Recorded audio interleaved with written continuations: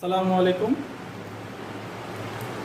English second paper ক্লাসে আপনাদেরকে স্বাগত। আমরা গতদিন সিন্সের এবং আফটার এবং বিফোরের কিছু রুল শিখছি। আজকে আমরা শিখব it is high time, it is high অথবা it is time. It is high time অথবা it is time. It is high time লিখি, ইট ইজ হাই টাইম অথবা it is time. It is high time অথবা it is time. এই সেন্টেন্সটার অর্থটা কি আগে এটা বুঝি। এর অর্থ হচ্ছে এখনই সময়। এর অর্থ হচ্ছে এখনই সময়। It is time, it is high time, এখনই সময়। It is time, it is high টাইমের অর্থ হচ্ছে এখনই সময়। তো ইট ইজ টাইম বা ইট ইজ হাই টাইম থাকলে কী করতে হবে মনে রাখতে হবে। ইট ইজ টাইম অথবা it is high time. It is time অথবা ইট ইজ হাই টাইম এর পর, ইট ইজ টাইম অথবা ইট ইজ হাই টাইমের পর পাস্ট ইনডিফিনিট টেন্স হয়।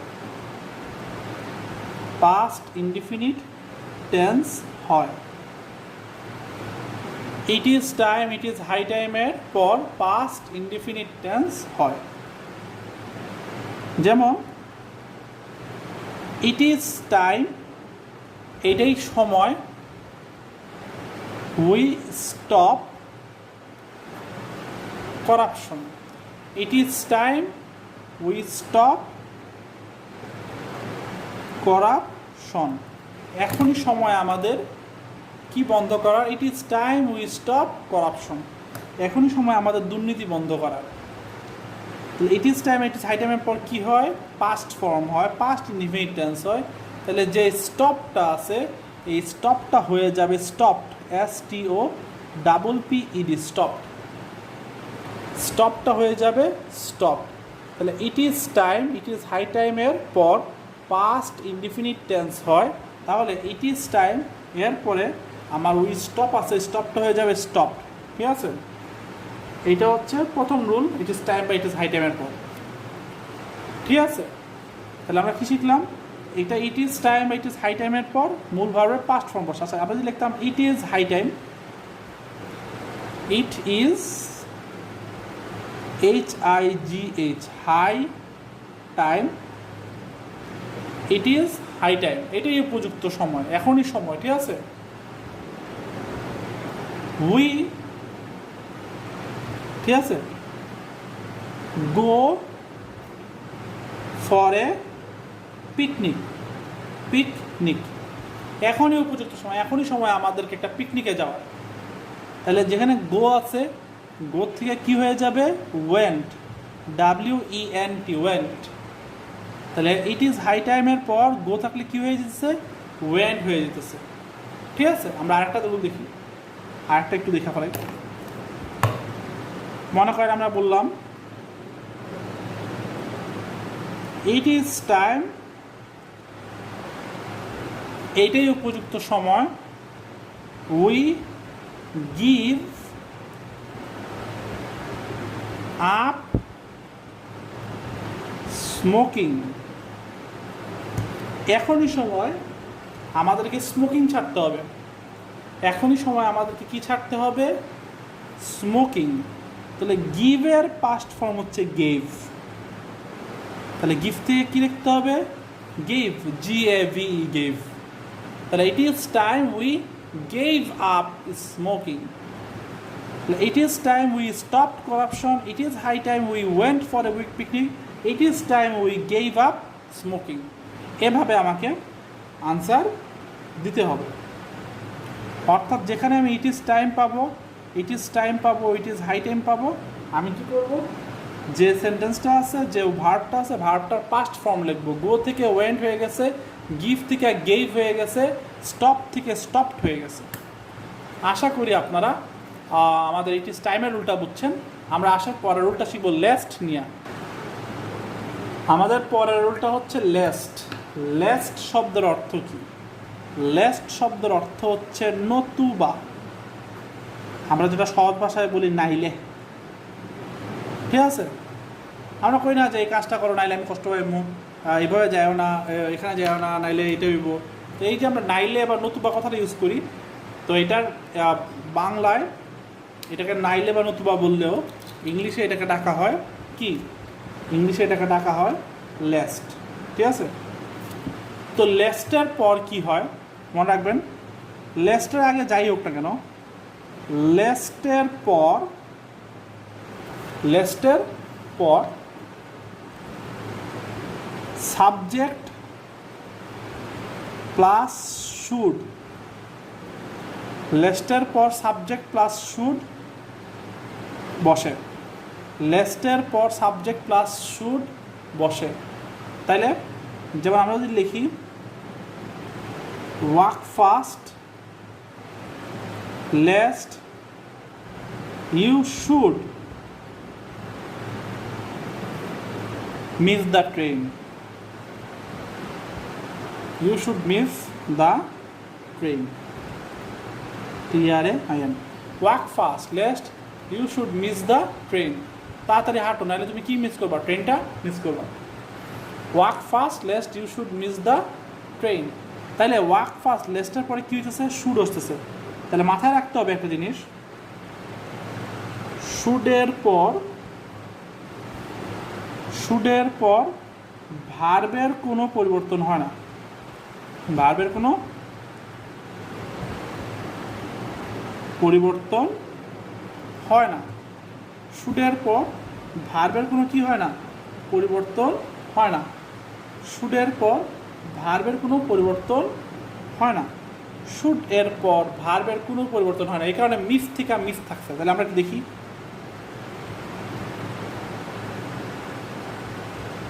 রিড হার্ড, ভালো করে পড়ালেখা করো। রিড হার্ড, ভালো করে পড়ালেখা করো। লেস্ট, ঠিক আছে? ইউ দেওয়া আছে, পরীক্ষায় দেওয়া আসছে ফেল, ঠিক আছে? In the exam, in the exam কি লিখলো? Read hard lest you fail, FAIL fail, FAIL fail. তারপর একটা লম্বা টান দেওয়া বলছে ইন দ্য এক্সাম। তাহলে ফেল থাকলে আমাকে জানি লেস্টের পর প্রথমে বসাতে হয় কি? শুড, ঠিক আছে? আর শুডের পর আমি বলছি ভার্বের কোনো পরিবর্তন হয় না, তাহলে যে ফেলটা আছে ওই ফেলটাই বসে যাবে। তাহলে আমরা কি শিখলাম? Read hard lest you should fail in the exam. তাহলে লেস্টের পর সাবজেক্ট প্লাস শুড বসে এবং শুডের পর ভার্বের কোনো পরিবর্তন হয় না, অর্থাৎ বেস ফর্ম বসে। তাহলে আমরা কি শিখলাম? লেস্টের পর সাবজেক্ট প্লাস শুড বসে এবং শুডের পর ভার্বের কোনো পরিবর্তন হয় না। লেস্টের পরে শুড বসে এবং শুডের পর ভার্বের কোনো পরিবর্তন হয় না। তাহলে read hard lest you fail হবে you should fail in the exam. Read hard lest you should fail in the exam. আশা করি আপনারা লেস্টের রুলটাও বুঝছেন। আসেন আমরা পরবর্তী রুলে যাই। তো আমাদের পরেরটা হচ্ছে বিকজ বা অ্যাজ, যার অর্থ হচ্ছে কারণ বা জন্য। বিকজ যে কথা, অ্যাজ একই কথা, হ্যাঁ, কারণ বা জন্য সেম। তো একটা সেন্টেন্সের মাঝখানে বিকজ বা অ্যাজ থাকতে পারবে। মনে রাখবেন বিকজ বা অ্যাজের দুটো পাশে, অর্থাৎ বাক্যের মাঝখানে যদি বিকজ বা অ্যাজ থাকে তাহলে এটা দুটোটা পাশে যে কোনো টেন্স লেখা যায়। তবে লেখার সৌন্দর্য এবং ভাব গম্ভীর্যের জন্য, লেখার সৌন্দর্য এবং ভাব গম্ভীর্যের জন্য আপনাদের সবচেয়ে বেটার হয় যদি আপনারা যে টেন্সটা আপনারা বিকজের আগে ব্যবহার করবেন ওই টেন্সটা যদি বিকজের পরেও ব্যবহার করেন। যে টেন্সটা আপনি অ্যাজের আগে ব্যবহার করবেন ওই টেন্সটা যদি আপনি অ্যাজের পরেও ব্যবহার করেন তাহলে আপনার সবচেয়ে সুন্দরভাবে আপনি লিখতে পারেন। যেমন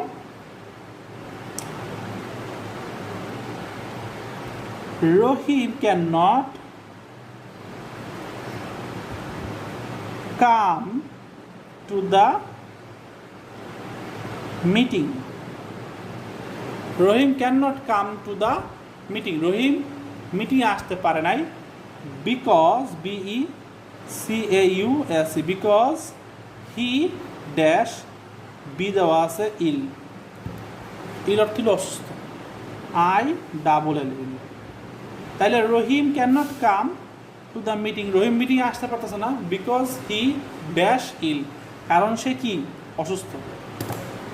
তো Rahim can not come to the meeting, Rahim মিটিংয়ে আসতে পারতেছে না বিকজ হি ইজও ইল হইতে পারে, ওয়াজ ইলও হইতে পারে, কিন্তু যেহেতু ক্যান নট আছে প্রেজেন্ট টেন্স, আপনি ইজিল নেবেন প্রেজেন্ট টেন্সে, অর্থাৎ প্রেজেন্ট টেন্সের জন্য আপনি প্রেজেন্ট টেন্স নিয়ে আসবেন।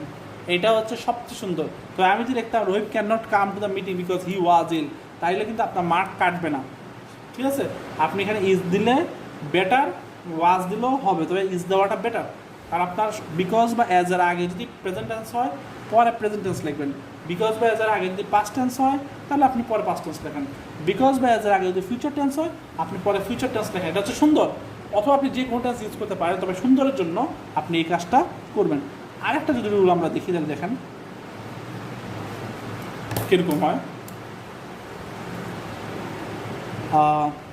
ধরলাম আরেক নাম সালাম, দেখলাম কি সালাম, SALAM সালাম।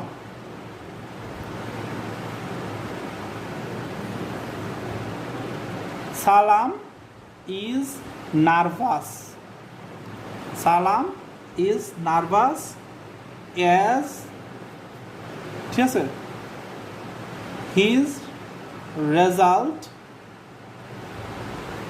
ঠিক আছে, পাবলিশ টুডে। দেখেন সালাম is nervous as his result publish today. তো যদি আমি এখন প্রেজেন্ট টেন্স, যেহেতু এটা অ্যাজ এর আগে প্রেজেন্ট টেন্স আছে, আমি তো চাইলে পরে প্রেজেন্ট টেন্স রাখতাম পারি। ওই যে বললাম যে রাখাটা উত্তম, কিন্তু দেখেন আপনি সবসময় যে রাখতে পারবেন তা না, ভালো করে কথাটা বুঝেন। সালাম নার্ভাস কারণ আজকে তার রেজাল্ট বের হবে, তো আমি যদি প্রেজেন্ট টেন্স করি তাহলে পাবলিশ থেকে পাবলিশেস হওয়ার কথা, কিন্তু এই সেন্টেন্সটার মধ্যে আপনি এখানে প্রেজেন্ট টেন্স দেখে এখানে প্রেজেন্ট টেন্স বসাতে পারতেছেন না। কেন না ভালো করে বুঝেন।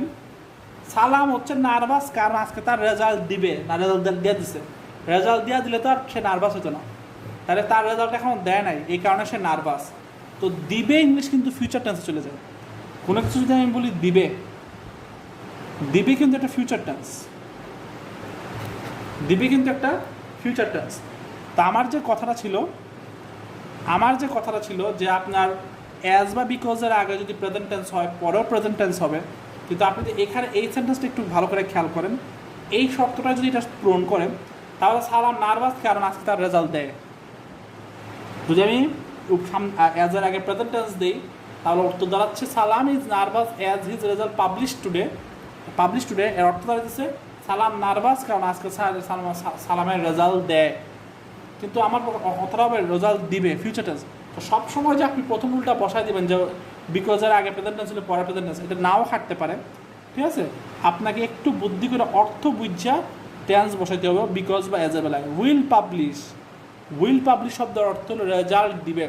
সালাম is nervous as his result will publish today, সালাম নার্ভাস কারণ তার রেজাল্টটা আজকে দিবে, এখনও দেয় নাই, টুডে দিবে, উইল পাবলিশ অর্থ হলো দিবে, এখনও দেয় নাই, তাহলে এটা ফিউচার টেন্স। তাহলে অ্যাজ এর আগে প্রেজেন্ট টেন্স হওয়ার পরে ফিউচার টেন্স হতে পারে, অর্থাৎ অ্যাজ বা বিকজ যে সেন্টেন্স থাকবে এই সেন্টেন্সের আগে পরে যে কোনো টেন্স হইতে পারে, আশা করি আপনারা আমার অঙ্কটা বুঝতে পারছেন। ভালো থাকবেন, সরি অঙ্কটা আমরা তো গ্রামার করছি। ভালো থাকবেন, সুস্থ থাকবেন, আর এগুলো পড়বেন। আর আপনাদের কাজ হচ্ছে আমরা আজকে যে 3টা রুল দিয়ে সেন্টেন্স শিখছি, এই রুলগুলো দিয়ে আপনারা 5টা সেন্টেন্স করে দেখাবেন। আপনারা বিকজ বা অ্যাজ থেকে একটা সেন্টেন্স তৈরি করবেন। তারপরে আমরা আজকে করছি হচ্ছে করলাম আজকে ইট ইজ হাই টাইম থেকে একটা সেন্টেন্স তৈরি করবেন।